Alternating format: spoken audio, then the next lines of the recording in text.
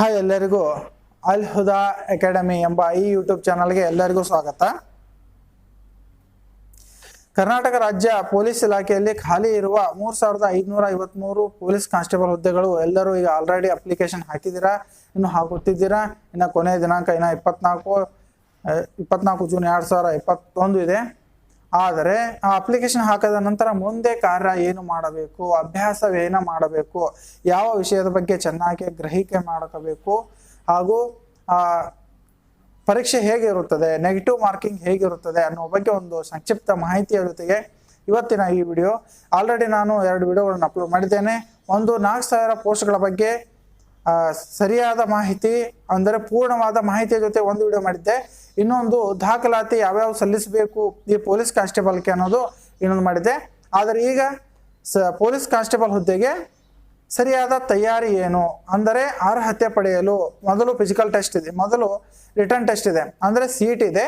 ಆ CETಯನ್ನು ಎದುರಿಸುವುದು ಹೇಗೆ, CETಯನ್ನು ಆತ್ಮವಿಶ್ವಾಸದಿಂದ ದೃಢ ನಿರ್ಧಾರದಿಂದ ಹೇಗೆ ಮನಸ್ಥಿತದಿಂದ ಹೇಗೆ ಎದುರಿಸಬೇಕು ಅನ್ನುವ ಬಗ್ಗೆ ಒಂದು ಸಂಕ್ಷಿಪ್ತ ಒಂದು ಮಾಹಿತಿ. ಅದರ ಜೊತೆಗೆ ನಾನು ಇವತ್ತು ಬಂದಿದ್ದೇನೆ. ಸರಿಯಾಗಿ ಕೇಳಿ, ಈ ವಿಡಿಯೋವನ್ನು ಪೂರ್ತಿಯಾಗಿ ನೋಡಿ. ಹಾಗೂ ಈ ವಿಡಿಯೋ ನೀವು ಹೊಸದಾಗಿ ಬಂದಿದ್ದರೆ ಸಬ್ಸ್ಕ್ರೈಬ್ ಮಾಡ್ಕೊಳ್ಳಿ. ಇನ್ನಿತರ ಉಪಯುಕ್ತವಾದ ಮಾಹಿತಿಯ ಜೊತೆಗೆ ನಾನು ಈ ವಿಡಿಯೋದಲ್ಲಿ ಬರುತ್ತೇನೆ. ಹಾಗೂ ಇನ್ಫಾರ್ಮೇಶನ್ ಕೂಡ ಈ ವಿಡಿಯೋದಲ್ಲಿ ಹಾಕ್ತಾ ಇದ್ದೇನೆ. ಬಹಳ ಜನ ಕರೆ ಮಾಡಿ ಕೇಳ್ತಾ ಇರೋದ್ರಿಂದ ಆಗಲು ಕರೆ ಮಾಡಿ ಎಲ್ಲರಿಗೆ ಪ್ರತಿಯೊಬ್ಬರಿಗೆ ಆನ್ಸರ್ ಕೊಡಲು ಆಗಲ್ಲ. ಅದೇ ಕಾರಣದಿಂದ ಈ ವಿಡಿಯೋ ಮಾಡ್ತಾ ಇರೋದು. ಈಗ ಒಂದು ಸಂಕ್ಷಿಪ್ತ ಒಂದು ವಿಡಿಯೋ ಎಲ್ಲರೂ ನೋಡಿ, ಈ ವಿಡಿಯೋವನ್ನು ಪೂರ್ತಿ ನೋಡಿ, ಸಬ್ಸ್ಕ್ರೈಬ್ ಮಾಡಿ, ನೋಟಿಫಿಕೇಶನ್ ಬೆಲ್ ಐಕಾನ್ ಒತ್ತಿ. ನಾನು ಯಾವುದಾದ್ರೂ ಹೊಸ ವಿಡಿಯೋವನ್ನು ಬಿಟ್ಟರೆ ವಿಡಿಯೋಗಳು ಬಿಡೋದು ಓನ್ಲಿ ಉಪಯುಕ್ತವಾದ ವಿಡಿಯೋಗಳನ್ನು ಮಾತ್ರ ಬಿಡುತ್ತೇನೆ. ಅನ್ನೆಸೆಸರಿ ವೇಸ್ಟ್ ಇದ್ದದ್ದು ಯಾವುದೇ ವಿಡಿಯೋಗಳನ್ನು ನಾನು ಬಿಡಲು ಹೋಗುವುದಿಲ್ಲ. Unnecessary, not waste time. Okay, thank you. Now see this video. Karnataka ರಾಜ್ಯ ಪೊಲೀಸ್ ಇಲಾಖೆಯಲ್ಲಿ ಖಾಲಿ ಇರುವ 3553 ಪೊಲೀಸ್ ಕಾನ್ಸ್ಟೇಬಲ್ ನಾಗರಿಕ ಹುದ್ದೆಗಳ ನೇರ ನೇಮಕಾತಿಗಳ ಸ್ಪರ್ಧಾತ್ಮಕ ಪರೀಕ್ಷೆಯನ್ನು ಕರೆಯಲಾಗಿದೆ. ಆಲ್ರೆಡಿ ನಾನು ಎಕ್ಸ್ಪ್ಲೇನ್ ಮಾಡಿದ್ದೀನಿ. ಸ್ಪರ್ಧಾರ್ಥಿಗಳಿಗೆ ಈ ಪರೀಕ್ಷೆಯ ಯಾವ ರೀತಿ ತಯಾರಿ ನಡೆಸಬೇಕು, ಹೇಗೆ ಸಿದ್ಧತೆ ನಡೆಸಬೇಕು ಹಾಗೂ ಉತ್ತರಿಸುವುದು ಹೇಗೆ ಎಂಬ ಆತಂಕವಿರುವುದು ಸಹಜ. ಹಾಗೆ ಮೊದಲ ಬಾರಿ ಅರ್ಜಿ ಸಲ್ಲಿಸುವವರಿಗೆ ಯಾವ ಪೇಪರ್ಗಳಿರುತ್ತವೆ ಎಂಬ ಬಗ್ಗೆಯೂ ಅರಿವಿರಬೇಕಾಗುತ್ತದೆ. ಹೋದ ಅಥವಾ ಮೊದಲು ಬರೆದವರಿಗೆ ಎಲ್ಲ ಮಾಹಿತಿ ಇರುತ್ತದೆ. ಈ ಪ್ರಥಮವಾಗಿ ಯಾರು ಅಪ್ಲಿಕೇಶನ್ ಹಾಕ್ತಾ ಇದಾರಲ್ಲ ಅವ್ರಿಗೋಸ್ಕರ ಇದು ಸಂಕ್ಷಿಪ್ತ ಒಂದು ಮಾಹಿತಿ. ಸ್ಪರ್ಧಾತ್ಮಕ ಪರೀಕ್ಷೆಯ ವಿವರಗಳು ಯಾವ ಥರ ಮಾಡಲ್ ಇರುತ್ತೆ ನೋಡಿ. ಒಟ್ಟು 100 ಅಂಕಗಳಿಗಾಗಿ ಸ್ಪರ್ಧಾತ್ಮಕ ಪರೀಕ್ಷೆ ನಡೆಯಲಿದೆ. ಒಂದು ಪ್ರಶ್ನೆಗೆ 1 ಅಂಕ ನಿಗದಿ ಮಾಡಲಾಗಿದೆ. ಸರಿ ಉತ್ತರಕ್ಕೆ 1 ಅಂಕ ನೀಡಿದರೆ ಪ್ರತಿ ತಪ್ಪು ಉತ್ತರಕ್ಕೆ 0.25 ಅಂಕಗಳನ್ನು ಕಳೆಯಲಾಗುತ್ತದೆ. ಲಿಖಿತ ಪರೀಕ್ಷೆಯಲ್ಲಿ 30% ಅಂಕಗಳಿಗಿಂತ ಕಡಿಮೆ ಅಂಕಗಳನ್ನು ಗಳಿಸಿರುವ ಅಭ್ಯರ್ಥಿಗಳನ್ನು ಅರ್ಹತಾ ಪಟ್ಟಿಯಲ್ಲಿ ಸೇರಿಸಲಾಗುವುದಿಲ್ಲ ಹಾಗೂ ಅರ್ಹತೆಗೆ ಪರಿಗಣಿಸುವುದಿಲ್ಲ. ಆದಷ್ಟು ಯೋಚನೆ ಮಾಡಿ ಜಾಗರೂಕತೆಯಿಂದ ಪ್ರಶ್ನೆಗೆ ಉತ್ತರಿಸಬೇಕಾಗುತ್ತೆ. ಅಥವಾ ಇಲ್ಲಿ ನೆಗೆಟಿವ್ ಮಾರ್ಕಿಂಗ್ ಇರೋದ್ರಿಂದ ಆದಷ್ಟು ಯೋಚನೆ ಮಾಡಿ ಬರುವ ಉತ್ತರಗಳ ಮೊದಲು ಟಿಕ್ ಮಾಡಿ, ಆಮೇಲೆ ಬರಲಾರದ ಉತ್ತರಗಳಿಗೆ ನೋಡೋದು ಒಳ್ಳೆಯದು. ಹೀಗಾಗಿ ಚೆನ್ನಾಗಿ ಸಿದ್ಧತೆ ನಡೆಸಿ ಉತ್ತಮ ಅಂಕ ಗಳಿಸಬೇಕಾದ ಅಗತ್ಯವಿದೆ. ಈ ಪರೀಕ್ಷೆಯು ಈ ಕೆಳಗಿನ ವಿಷಯಗಳನ್ನು ಒಳಗೊಂಡಿದೆ. ಯಾವ ವಿಷಯಗಳನ್ನು ಒಳಗೊಂಡಿದೆ ನೋಡಿ. ಸಾಮಾನ್ಯ ಜ್ಞಾನ, ಇತಿಹಾಸ, ಭೂಗೋಳ, ವಿಜ್ಞಾನ, ಭಾರತದ ಸ್ವಾತಂತ್ರ್ಯ ಹೋರಾಟ, ಸಾಮಾನ್ಯ ಮಾನಸಿಕ ಸಾಮರ್ಥ್ಯ ಮತ್ತು ನೀತಿ ಶಿಕ್ಷಣ.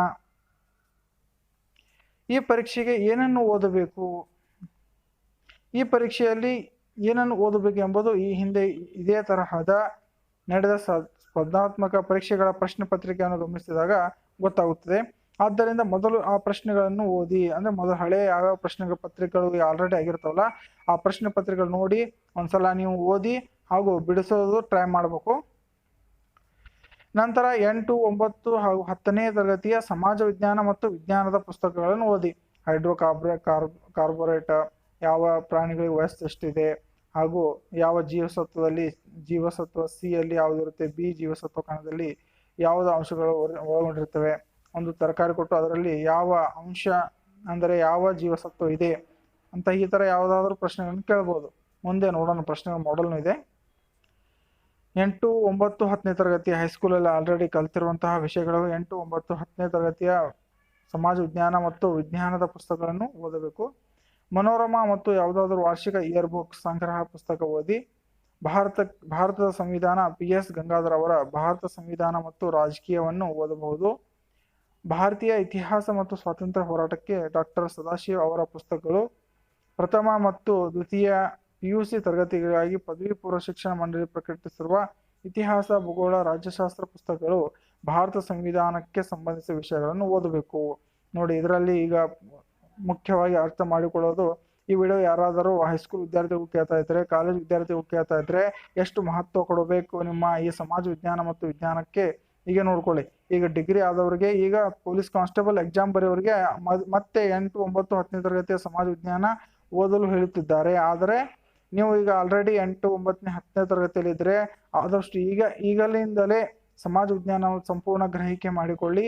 ಅದು ಮುಂದೆ ನಿಮಗೆ CET ಬಹಳಷ್ಟು ಹೆಲ್ಪ್ ಆಗುತ್ತೆ. ಹಾಗೂ ಈಗ ಸ್ಪರ್ಧಾತ್ಮಕ ವಿದ್ಯಾರ್ಥಿಗಳಿಗೆ ಈ ಬುಕ್ಗಳು ಓದಬೇಕಂತ ಹೇಳಿ ಪ್ರಜಾವಾಣಿಯವರು ರೆಫರೆನ್ಸ್ ಮಾಡಿದ್ದಾರೆ. ನಿಮ್ಮಲ್ಲಿ ಇಂಟ್ರೆಸ್ಟ್ ಇದ್ರೆ ಈ ಬುಕ್ಗಳನ್ನು ತಗೊಂಡು ಓದಬೇಕು. ಇತಿಹಾಸ, ಭೂಗೋಳ, ರಾಜ್ಯಶಾಸ್ತ್ರ ಪುಸ್ತಕಗಳು. ಭಾರತ ಸಂವಿಧಾನಕ್ಕೆ ಸಂಬಂಧಿಸಿದ ವಿಷಯಗಳನ್ನು ಓದಬೇಕು. ಮಾನಸಿಕ ಸಾಮರ್ಥ್ಯಕ್ಕೆ RS ಅಗರ್ವಾಲ್ ಅವರು ಬರೆದಿರುವ ಲಿಸನಿಂಗ್ ಪುಸ್ತಕಗಳನ್ನು ಓದಿ ಅಂತೇಳಿ ಅವರು ಹೇಳ್ತಾರೆ. ಪ್ರಚಲಿತ ವಿದ್ಯಮಾನಕ್ಕೆ ಅಂದರೆ ಕರೆಂಟ್ ಅಫೇರ್ಸ್ಗೆ ಪ್ರತಿದಿನ ದಿನಪತ್ರಿಕೆಯನ್ನು ಓದಲು ಮರೆಯಬೇಡಿ. ದಿನಪತ್ರಿಕೆಯಾದ ಪ್ರಜಾವಾಣಿಯನ್ನು ದಿನಪತ್ರಿಕೆ, ಅದರಲ್ಲಿ ಯಾವ್ಯಾವ ಮುಖ್ಯ ಹೈಲೈಟ್ಸ್ ಪಾಯಿಂಟ್ಸ್ಗಳಿರುತ್ತವೆ ಅವನ್ನ ಸ್ವಲ್ಪ ಕನೆಕ್ಟ್ ಮಾಡಿ ಕರೆಂಟ್ ಅಫೇರ್ಸಲ್ಲಿ ಯಾವ ಕ್ವಶನ್ ಬಂದರೆ ಬರೆಯಲು ಈಸಿ ಆಗುತ್ತೆ. ಪ್ರತಿನಿತ್ಯ ದಿನಪತ್ರಿಕೆಗೆ ಓದಿ. ದಿನಪತ್ರಿಕೆ ನಿಮ್ಗೆ ಯಾವ್ದು ಇಂಟ್ರೆಸ್ಟ್ ಇದೆ ಅದು ಓದಿ. 8, 9, 10ನೇ ತರಗತಿಯ ಸಮಾಜ ವಿಜ್ಞಾನ ಮತ್ತು ವಿಜ್ಞಾನ ಪಠ್ಯಪುಸ್ತಕಗಳನ್ನು ಓದಲು ಮರೆಯಬೇಡಿ. ಹಾಗೆ ಓದುವಾಗ ಬಹು ಆಯ್ಕೆ ಪ್ರಶ್ನೆಗಳನ್ನು ಕಲ್ಪಿಸುತ್ತಾ ಓದುವುದು ಉತ್ತಮ. ಫಾರ್ ಎಕ್ಸಾಂಪಲ್, ಟಿಪ್ಪು ಸುಲ್ತಾನ್ ಅವರ 4ನೇ ಆಂಗ್ಲೋ ಮೈಸೂರು ಯುದ್ಧ ಯಾವಾಗಾಯಿತು ಅಂತ ಕ್ವಶನ್ ಕೊಟ್ಟರು. ನಾವು ಅಬ್ಸರ್ವೇಷನ್ ಮಾಡ್ಕೊಳ್ಳೋದು ಯಾವ್ಯಾವ ಇದೆ, ಡೇಟ್ ಇಟ್ಕೊಳ್ಳೋದು, ಆ ಸರಿಯಾದ ಒಂದು 4 ಆಪ್ಷನ್ ಇದೆ ಅಂತ ತಿಳ್ಕೊಳ್ಳೋದು, ಸರಿಯಾದ ನಾವು ಆಯ್ಕೆ ಮಾಡ್ತಾ ಇದೀವಿ ಅಂತ ತಿಳ್ಕೊಂಡು ಓದೋದು. ವಿಜ್ಞಾನದಲ್ಲಿ ಆಗಳೇನು ಹೇಳ್ದಲ್ಲ, ಯಾವುದಾದ್ರೂ ಒಂದು ಪ್ರಾಣಿಯ ವಯಸ್ಸೆಷ್ಟು, ಇದು ಅಂದರೆ ಇದರಲ್ಲಿ ಎಷ್ಟು ವರ್ಷ ವಾಸಿಸುತ್ತದೆ, ಅಥವಾ ಯಾವುದಾದ್ರೂ ಕಾರ್ಬೋಹೈಡ್ರೇಟ್ಗಳ ಬಗ್ಗೆ ಆಗಲಿ, ಅಥವಾ ರಾಸಾಯನಿಕ ಕೆಮಿಕಲ್ ಇಕ್ವಿಪ್ಮೆಂಟ್ಸ್, ರಾಸಾಯನಿಕ ಇಕ್ವೇಷನ್ಸ್ಗಳನ್ನು ಕೇಳುವುದರಲ್ಲಾಗಲಿ ಎಲ್ಲ ಕೇಳ್ಬೋದು. ನೀವು ಹಳೆ ಪ್ರಶ್ನೆ ಪತ್ರಿಕೆಗಳನ್ನು ನೋಡಿದ್ರೆ ಅದರಲ್ಲಿ ಎಲ್ಲ ಮಾಹಿತಿ ನಿಮಗೆ ಸಿಗುತ್ತದೆ. ಆದಷ್ಟು ಬಹಳಷ್ಟು ಟ್ರೈ ಮಾಡೋದು ಹಳೆ ಪ್ರಶ್ನೆಗಳನ್ನು ಓದಲು ಬಹಳ ಉತ್ತಮ. ನೀವು ಬಹು ಆಯ್ಕೆ ಪ್ರಶ್ನೆಗಳನ್ನು ಕಲ್ಪಿಸಿಕೊಳ್ಳಲು ಹಿಂದಿನ ವರ್ಷದಲ್ಲಿ ಬಂದ ಪ್ರಶ್ನೆಗಳನ್ನು ಮಾದರಿಯಾಗಿಟ್ಟುಕೊಳ್ಳಿ ನೋಡಿ. ಹಾಗೂ ಹೊಸ ಪ್ರಶ್ನೆಗಳನ್ನು ನಿತ್ಯ ಓದುವಾಗ ಸೃಷ್ಟಿಸುತ್ತಾ ಹೋಗುವುದು ನಿಮ್ಮನ್ನು ಉತ್ತಮ ಫಲಿತಾಂಶದತ್ತ ಒಯ್ಯಬಲ್ಲದು. ಹಿಂದಿನ ವರ್ಷಗಳಲ್ಲಿ ಬಂದ ಪ್ರಶ್ನೆ ಪತ್ರಿಕೆಗಳನ್ನು ಮಾದರಿಯಾಗಿಟ್ಟುಕೊಳ್ಳಿ. ಅವು ಯಾವ ಬಂದೇವು ನೋಡ್ಕೊಳ್ಳಿ. ಅದೇ ಥರ ಈಗನೂ ಬರ್ಬೋದು ಅಂತೇಳಿ ನೀವೇ ಒಂದು ಸ್ವತಃ ಮಾಡ್ಕೊಳ್ಳಿ. ಹಾಗೂ ಹೊಸ ಪ್ರಶ್ನೆಗಳನ್ನು ನಿತ್ಯ ಓದುವಾಗ ಸೃಷ್ಟಿಸುತ್ತಾ ಹೋಗುವುದು ನಿಮ್ಮನ್ನು ಉತ್ತಮ ಫಲಿತಾಂಶದತ್ತ ಒಯ್ಯಬಲ್ಲದು. ಹೊಸದಾಗಿ ನೀವೇ ಒಂದು ಸಪ್ರೇಟಾಗಿ ನೀವು ಕ್ವಶನ್ ಪೇಪರ್, ಇದೀಗ ಪ್ರಜಾವಾಣಿ ಪ್ರಶ್ನೆ ಪತ್ರಿಕೆ ಓದ್ತಾ ಇದ್ರೆ ಯಾವ್ದು ಕ್ವಶನ್ ಈ ಕರೆಂಟ್ ಅಫೇರ್ಸಲ್ಲಿ ಬರ್ಬೋದು ಅಂತೇಳಿ ಒಂದು ಸಪ್ರೇಟಾಗಿ ನೀವೇ ಪ್ರಶ್ನೆ ಬರ್ಕೊಂಡು ಅದಕ್ಕೆ ಉತ್ತರಿಸುತ್ತಾ ಹೋಗಿ. ಅದು ಮನದಲ್ಲಿ ಇರುತ್ತೆ. 10 ಸಾಲಿ ಓದೋಕ್ಕಿಂತ ಒಂದ್ಸಲ ಬರೆಯೋದು ಉತ್ತಮ ಅನ್ನೋದು ನೆನಪಿಟ್ಟುಕೊಂಡು ಆದಷ್ಟು ಓದಲು ಹಾಗೂ ಬರೆಯಲು ಹೆಚ್ಚಿಗೆ ಪ್ರಯತ್ನಿಸಿ. ಪ್ರತಿದಿನವೂ ಅಭ್ಯಾಸಕ್ಕಾಗಿ ಒಂದಿಷ್ಟು ಸಮಯವನ್ನು ತೆಗೆದಿಡುವುದರ ಜೊತೆಗೆ ನಿತ್ಯವೂ ನೀವು ಹಿಂದೆ ಓದಿದ ವಿಷಯವನ್ನು ಪುನರಾವರ್ತನೆ ಮಾಡುತ್ತಾ ಅಧ್ಯಯನ ಮಾಡುವುದರಿಂದ ಹಿಂದೆ ಓದಿರುವುದನ್ನು ಮರೆತು ಹೋಗದಂತೆ ತಡೆಯಬಹುದು.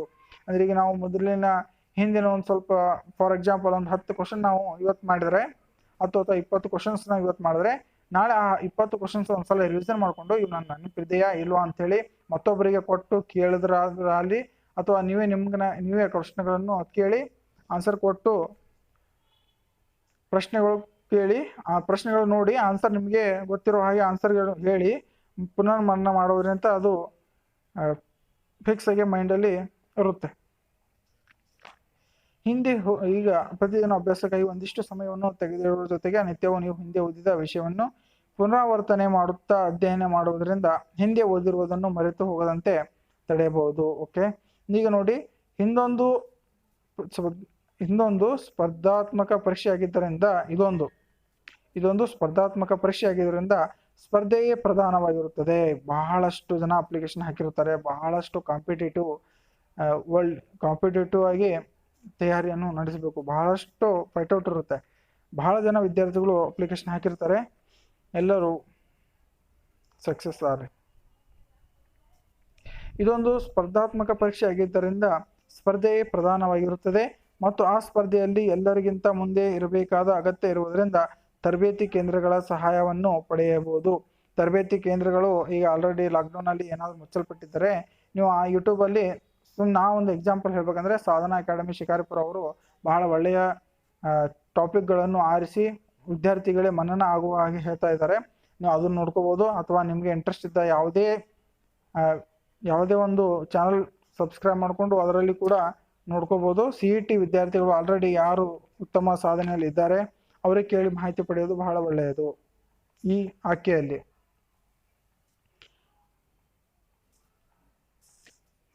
ತರಬೇತಿ ಕೇಂದ್ರ ಸಹಾಯ ಪಡೆಯೋದು. ಈ ಹಿಂದೆ ಕೆಲವೊಂದು ಎಕ್ಸಾಂಪಲ್ಗಳಿವೆ, ಕೆಲವೊಂದು ಉದಾಹರಣೆಗಳ ಪ್ರಶ್ನೆಗಳಿವೆ ನೋಡಿ. ಈ ಹಿಂದೆ ಪರೀಕ್ಷೆಯಲ್ಲಿ ಬಂದ ಕೆಲವು ಪ್ರಶ್ನೆಗಳು ಇತಿಹಾಸದಲ್ಲಿ ಯಾವ ಬಂದಿವೆ ಒಂದು ಎಕ್ಸಾಂಪಲ್ ಕೊಟ್ಟಿದ್ದಾರೆ ಅವರು. ಬ್ರಿಟಿಷರ ಆಳ್ವಿಕೆಯಲ್ಲಿ ಮದ್ರಾಸ್ ಪ್ರೆಸಿಡೆನ್ಸಿಯ ಭಾಗವಾಗಿದ್ದ ದೇಶಗಳು ಯಾವುವು? ಎ ಬಳ್ಳಾರಿ ಮತ್ತು ದಕ್ಷಿಣ ಕನ್ನಡ, ಬಿ ದಕ್ಷಿಣ ಕನ್ನಡ ಮತ್ತು ಉತ್ತರ ಕನ್ನಡ, ಸಿ ಮೈಸೂರು ಮತ್ತು ಕೊಡಗು, ಡಿ ದಕ್ಷಿಣ ಕನ್ನಡ ಮತ್ತು ಕೊಡಗು. ಉತ್ತರ ಎ ಅಂದರೆ ಬ್ರಿಟಿಷ್ ಆಳ್ವಿಕೆಯಲ್ಲಿ ಮದ್ರಾಸ್ ಪ್ರೆಸಿಡೆನ್ಸಿಯ ಭಾಗವಾಗಿದ್ದ ಪ್ರದೇಶಗಳು ಬಳ್ಳಾರಿ ಮತ್ತು ದಕ್ಷಿಣ ಕನ್ನಡ. ಇದು ಇತಿಹಾಸದಲ್ಲಿ ಬರುವ ಒಂದು ಸಾಮಾನ್ಯ ಪ್ರಶ್ನೆ.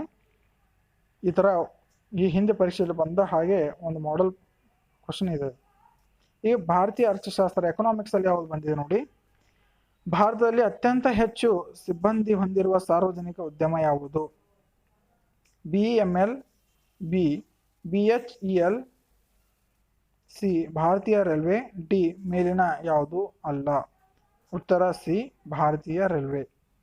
ಭೂಗೋಳದಲ್ಲಿ ನೋಡಿ, ಖಾಸಿ ಮತ್ತು ಗ್ಯಾರೋ ಬುಡಕಟ್ಟಿನ ಜನಾಂಗವನ್ನು ಎಲ್ಲಿ ನೋಡಬಹುದು? A Gujarat, B Karnataka Chamarajanagar, C Meghalaya, D Maharashtra. ಉತ್ತರ ಸಿ ಖಾಸಿ ಮತ್ತು ಗ್ಯಾರೋ ಬುಡಕಟ್ಟಿನ ಜನಾಂಗವನ್ನು ಮೇಘಾಲಯದಲ್ಲಿ ನೋಡಬಹುದು. ಈ ವಿಜ್ಞಾನದಲ್ಲಿ ನೋಡಿ, ಸರಿಯಾಗಿ ಹೊಂದಿಸಿ ಬರೆಯಿರಿ ಅಂತ ಹೇಳಿ ಕೊಡ್ಬೋದು. ರಂಜಕ ಒಂದು ಬೆಂಕಿ ಕಡ್ಡಿ, ಗಂಧಕ ಟೈರುಗಳು, ಪೊಟ್ಯಾಷಿಯಂ ಗೊಬ್ಬರ, ಸಿಲಿಕಾನ್ ಗಾಜುಗಳು. ಈ ಹೊಂದಿಸಿ ಸರಿಯಾಗಿ ಬರಬೇಕು ನಾವು. ಅದಕ್ಕೆ ರಂಜಕೆಗೆ ಯಾವುದು ಹೊಂದಾಣಿಕೆ ಆಗುತ್ತದೆ ಅನ್ನೋದು ನೋಡಿ ಬರಬೇಕು. ಉತ್ತರ ಇದರಲ್ಲಿ C A1, B2, C3 and D4 ಅಂದರೆ ಸೇಮ್ ಇದೆ. ರಂಜಕಗೆ ಎ, ಗಂಧಕಗೆ ಬಿ ಹಾಗೂ ಪೊಟ್ಯಾಷಿಯಂಗೆ ಸಿ ಗೊಬ್ಬರ, ಸಿಲಿಕಾನ್ಗೆ ಡಿ ಗಾಜು. ಓಕೆ, ಮತ್ತೆ ನೋಡಿ ಹೊಂದಿಸಿ ಬರೆಯಿರಿ. ಇದು ಸಂವಿಧಾನದಲ್ಲಿ ಬರುವ ಇಂಡಿಯನ್ ಕಾನ್ಸ್ಟಿಟ್ಯೂಷನ್ ಬರಲು ಒಂದು ಪ್ರಶ್ನೆ. ಪಟ್ಟಿ ಒಂದು ಕೊಟ್ಟಿರ್ತಾರೆ, ಪಟ್ಟಿ 2 ಒಂದು ಕೊಟ್ಟಿರ್ತಾರೆ. ವಿಧಿಗಳ ಬಗ್ಗೆ ನಮಗೆಲ್ಲ ನಾಲೆಜ್ ಇರಬೇಕು. ಯಾವ ಕಲಂಗಳಿವೆ, ಯಾವ ವಿಧಿಗಳಿವೆ ಅನ್ನೋ ಬಗ್ಗೆ. ಇಲ್ಲಿ 356 ವಿಧಿ ಯಾವುದಕ್ಕೆ ಸಂಬಂಧಪಡುತ್ತೆ? 360ನೇ ವಿಧಿ, 352ನೇ ವಿಧಿ, 315ನೇ ವಿಧಿ. KPSC ಇದನ್ನು ನೀವು ಆಪ್ಷನ್ ಕೊಟ್ಟಿರ್ತಾರೆ. ಉತ್ತರ ಸಂಕೇತಗಳು ಈ ಥರ ಕೊಟ್ಟಿರ್ತಾರೆ: A5, B2, C3, D4, A2, B3, C1, D5. ಇದರಲ್ಲಿ answer A2, B3, C1, D5. ಇದನ್ನು ನೋಡ್ಕೊಳ್ಳಿ. ಇದು ಲೇಖಕರು ಯಾರು ಈ ಪ್ರಜಾವಾಣಿಯಲ್ಲಿ ಇದೊಂದು ಶಾರ್ಟ್ ಆಗಿ ಒಂದು ಎಕ್ಸ್ಪ್ಲೇನ್ ಅಂದರು, ಒಂದು ಕಿರು ಮಾಹಿತಿಯನ್ನು ಕೊಟ್ಟಿದ್ರು. ಇದು ನಾನು ನಿಮಗೆ ಎಲ್ಲರಿಗೆ ಉಪಯೋಗ ಆಗಲಿ ಅಂತೇಳಿ ಹೇಳ್ತಾ ಇದ್ದೀನಿ. ಲೇಖಕರು ನಿರ್ದೇಶಕರು ಜ್ಞಾನ ಭಾರತಿ ಸ್ಪರ್ಧಾತ್ಮಕ ಪರೀಕ್ಷಾ ಕೇಂದ್ರ ಬೆಂಗಳೂರು ಇವರ ವತಿಯಿಂದ ಈ ಪ್ರಜಾವಾಣಿಯಲ್ಲಿ ಇದನ್ನು ಬಿಟ್ಟಿದ್ರು. ಓಕೆ, ಎಲ್ಲರೂ ಸ್ವಲ್ಪ ಮಟ್ಟಿಗೆ ಆದರೂ ಅರ್ಥ ಮಾಡಿಕೊಂಡು ಓದಿರಿ. ಹಾಗೂ ಹಿಂದಿನ ಹಳೆಯ ಪ್ರಶ್ನೆ ಪತ್ರಗಳು ಯಾರಾದರೂ ನಿಮ್ಮ ರಿಲೇಷನ್ ಅಲ್ಲಿ ಅಥವಾ ಫ್ರೆಂಡ್ಸ್ ಸರ್ಕಲ್ ಅಲ್ಲಿ ಯಾರಾದರೂ ಬರೆದಿದ್ರೆ ಆ ಪ್ರಶ್ನೆ ಪತ್ರ ತೊಗೊಂಡು ಜೆರಾಕ್ಸ್ ಮಾಡಿಕೊಂಡು ಅದನ್ನು ಪ್ರಾಕ್ಟೀಸ್ ಮಾಡ್ಕೋತಾ ಹೋಗಿ. ಹಿಂದಿನ ಒಂದು 4-5 ಕ್ವಶನ್ಸ್ ಪೇಪರ್ ನೀವು ಸಾಲ್ವ್ ಮಾಡಿದ್ರೆ ನಿಮಗೆ ಆಲ್ರೆಡಿ ಹೇಗೆ ಕ್ವಶನ್ ಕೇಳ್ತಾರೆ, ಯಾವ ಥರ ಬರೀಬೇಕು ಅನ್ನೋದು ಪೂರ್ಣವಾಗಿ ಅಂಡರ್ಸ್ಟ್ಯಾಂಡ್ ಆಗುತ್ತೆ. ಈಗ ಬಹಳ ಜನ ವಿದ್ಯಾರ್ಥಿಗಳು ರಿಟರ್ನ್ ಈಗ CETಯಲ್ಲಿ ಕ್ಲಿಯರ್ ಆದರೆ CETಯಲ್ಲಿ ಪರೀಕ್ಷೆ ಬರೆಯುವ ಬಗ್ಗೆ ಈಗ ಇಲ್ಲಿವರೆಗೂ ವಿಧಾನವನ್ನು ಕೇಳಿದ್ರಿ. ಈಗ CET ಆದ ನಂತರ ದೇಹದಾಢ್ಯ ಪರೀಕ್ಷೆ ಅಂದರೆ ಫಿಸಿಕಲ್ ಸ್ಟ್ಯಾಂಡರ್ಡ್ಸ್ ಟೆಸ್ಟ್ ಇರುತ್ತೆ. ಅದು ನೋಡಿ, ಎಲ್ಲ ಸಾಮಾನ್ಯ ಪುರುಷ ಅಭ್ಯರ್ಥಿಗಳಿಗೆ ಕನಿಷ್ಠ ಎತ್ತರ 168 ಸೆಂಟಿಮೀಟರ್ ಇರಲೇಬೇಕು, ಕಂಪಲ್ಸರಿ ಇದು. ಮತ್ತು ಕನಿಷ್ಠ ಎದೆ ಸುತ್ತಳತೆ 86 ಸೆಂಟಿಮೀಟರ್ ಪೂರ್ತಿ ವಿಸ್ತರಿಸಿದಾಗ ಮಾಜಿ ಸೈನಿಕ ಅಭ್ಯರ್ಥಿಗಳಿಗೆ ಕನಿಷ್ಠ ವಿಸ್ತರಣೆ 5 ಸೆಂಟಿಮೀಟರ್ಗಳು ಇರಬೇಕು. ಮತ್ತು ಎಲ್ಲ ಮಹಿಳಾ ಅಭ್ಯರ್ಥಿಗಳಿಗೆ ಕನಿಷ್ಠ ಎತ್ತರ 157 ಸೆಂಟಿಮೀಟರ್, ಕನಿಷ್ಠ ತೂಕ 45 ಸೆಂಟಿಮೀಟರ್. ಇದು ಬಹಳಷ್ಟು ಜನ ನೋಡಲಾರದೆ ಅಪ್ಲಿಕೇಶನ್ ಹಾಕ್ತೀರಾ. ಆದಷ್ಟು ಕ್ಲಿಯರ್ ಆಗಿ ನೋಡಿ, ಅಂಡರ್ಸ್ಟ್ಯಾಂಡ್ ಮಾಡ್ಕೊಂಡು ಅಪ್ಲಿಕೇಶನ್ ಹಾಕಿ. ನೆಕ್ಸ್ಟ್ ನೋಡಿ, ಅದು ಆದ ನಂತರ ಎಲ್ಲ ಸಾಮಾನ್ಯ ಪುರುಷಗಳಿಗೆ ಸಹಿಷ್ಣುತೆ ಪರೀಕ್ಷೆ ಇರುತ್ತೆ. ಇದು ಆದ ತಕ್ಷಣ ಹಾಗೆ ಸಹಿಷ್ಣುತೆ ಪರೀಕ್ಷೆ ಇರುತ್ತೆ. ಎಲ್ಲ ಪುರುಷ ಅಭ್ಯರ್ಥಿಗಳಿಗೆ 1600 ಮೀಟರ್ ಓಟ 6 ನಿಮಿಷ 30 ಸೆಕೆಂಡ್ ಒಳಗಡೆ ಓಡಬೇಕು. ಎತ್ತರ ಜಿಗಿತ ಅಥವಾ ಉದ್ದ ಜಿಗಿತ ಅಂದರೆ ಎತ್ತರ ಜಿಗಿತರ ಒಂದು ಆಗಬೇಕು ಅಥವಾ ಉದ್ದ ಜಿಗಿತರ ಆಗಬೇಕು. 1.20 ಮೀಟರ್ಗಿಂತ ಕಡಿಮೆ ಇಲ್ಲದಂತೆ ಎತ್ತರ ಜಿಗಿತ ಆಗಬೇಕು, ಅಥವಾ 3.80 ಮೀಟರ್ಗಿಂತ ಕಡಿಮೆ ಇಲ್ಲದಂತೆ 3 ಅವಕಾಶಗಳು ಕೊಡ್ತಾರೆ ಉದ್ದ ಜಿಗಿತಲ್ಲಿ. ಆ ಉದ್ದ ಜಿಗಿತಲ್ಲಿಯೂ ಆಗ್ಬೋದು. 2ರಲ್ಲಿ ಒಂದು ಅಥವಾ ಅಂತ ಕೊಟ್ಟಿದ್ದಾರೆ, 2ರಲ್ಲಿ ಒಂದು ಕಂಪಲ್ಸರಿ ಆಗಬೇಕು. ಒಂದು ಗುಂಡು ಎಸೆತ, ಇದು ಕಂಪಲ್ಸರಿ ಆಗಬೇಕು. 5.60 ಮೀಟರ್ಗಿಂತ ಕಡಿಮೆ ಇಲ್ಲದಂತೆ 3 ಅವಕಾಶಗಳು ಮಾತ್ರ ಕೊಟ್ಟಿರ್ತಾರೆ. ಅದು ಗುಂಡು ಎಸೆತವನ್ನು 5.60 ಮೀಟರ್ಗಿಂತ ಕಡಿಮೆ ಇಲ್ಲದಂತೆ ಒಗೆಯಬೇಕು. ಅದು 3 ಅವಕಾಶಗಳಲ್ಲಿ ಮಾಡಬೇಕಾಗುತ್ತೆ. ಇದು ಮಹಿಳಾ ಅಭ್ಯರ್ಥಿಗಳಿಗೆ 400 ಮೀಟರ್ ಓಟ 2 ನಿಮಿಷಕ್ಕೆ ಮೀರದಂತೆ. 2 ನಿಮಿಷ ಟೈಮ್ ಕೊಟ್ಟಿರ್ತಾರೆ, 2 ನಿಮಿಷ ಒಳಗಡೆ 400 ಮೀಟರ್ ಓಟವನ್ನು ಓಡಬೇಕು. ಎತ್ತರ ಜಿಗಿತ ಅವರಿಗೆ 0.90 ಮೀಟರ್ಗಿಂತ ಕಡಿಮೆ ಇಲ್ಲದಂತೆ ಇದೆ. ಹಾಗೂ ಉದ್ದ ಜಿಗಿತ 2.50 ಮೀಟರ್ಗಿಂತ ಕಡಿಮೆ ಇಲ್ಲದಂತೆ 3 ಅವಕಾಶಗಳು ಮಾತ್ರ. ಗುಂಡು ಎಸೆತ 4 kg ಅಂದರೆ 3.75 ಮೀಟರ್ಗಿಂತ ಕಡಿಮೆ ಇಲ್ಲದಂತೆ 3 ಅವಕಾಶಗಳಲ್ಲಿ ಒಗೆಯಬೇಕು. ಇದು ಯಾವ ಥರ ಇರುತ್ತೆ, ಆಲ್ರೆಡಿ ಈಗ ಫಿಸಿಕಲ್ ಟೆಸ್ಟ್ಗೆ ಹೋಗಿ ಬಂದಿರ್ತಾರಲ್ಲ ಅವ್ರಿಗೆ ಒಂದು ಸ್ವಲ್ಪ ಕೇಳಿ ಮಾಹಿತಿ ತಿಳ್ಕೊಳ್ಳಿ. ಇನ್ನೂ ಹೆಚ್ಚಿಗೆ ಮಾಹಿತಿ ನಿಮಗೆ ಸಿಕ್ಕಾಗುತ್ತೆ. ಅಪ್ಲಿಕೇಶನ್ ಕೊನೆಯ ದಿನಾಂಕ ಒಳಗಡೆ ಅಪ್ಲಿಕೇಶನ್ ಹಾಕಿ. ಅಪ್ಲಿಕೇಶನ್ ಹಾಕಿದ ನಂತರ ಹಾಗೆ ಸ್ಟಡಿ ಸ್ಟಾರ್ಟಪ್ ಮಾಡಬೇಕಾಗುತ್ತೆ. ಕಂಪಲ್ಸರಿ ಎಲ್ಲರೂ ಸ್ಪರ್ಧಾತ್ಮಕ ಪರೀಕ್ಷೆಯಲ್ಲಿ ಬರೀರಿ. ಉತ್ತಮ ಅಂಕಗಳನ್ನು ಪಡೆದು ಒಂದು ಹುದ್ದೆಯನ್ನು ಅಲಂಕರಿಸಿಕೊಳ್ಳಿ ಅಂತ ಹೇಳ್ತಾ ವಿಡಿಯೋ ನೋಡಿದಕ್ಕೆಲ್ಲರಿಗೂ ಧನ್ಯವಾದಗಳು.